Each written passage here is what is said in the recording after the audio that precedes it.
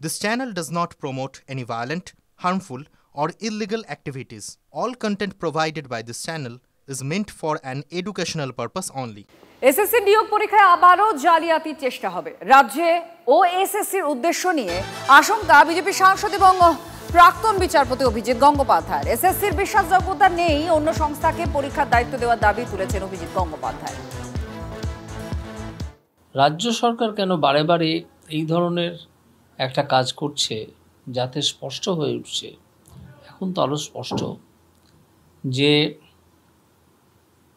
যারা যোগ্য নয় তাদেরকে আড়াল করে এই পরীক্ষার মধ্যে দিয়ে আবার তাদেরকে একটা সুযোগ করে দেওয়া চাকরি পাওয়ার।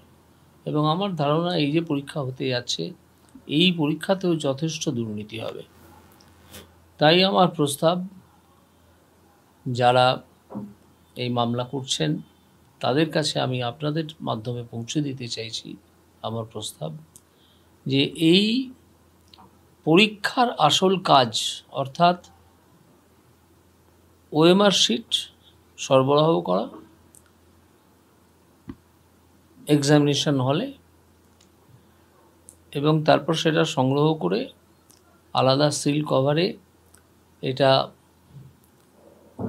রিড করা, এই কাজটা, এই পার্টিকুলার কাজটা এটা অন্য কোনো অথরিটিকে দিয়ে করিয়ে নেওয়া, এটা স্কুল সার্ভিস কমিশনের হাতে রাখার কোনো কারণ আমি দেখছি না। কারণ তাদের বিশ্বাসযোগ্যতা একেবারে শূন্যের নিচেও যদি কিছু থাকে সেখানে গিয়ে ঠেকেছে।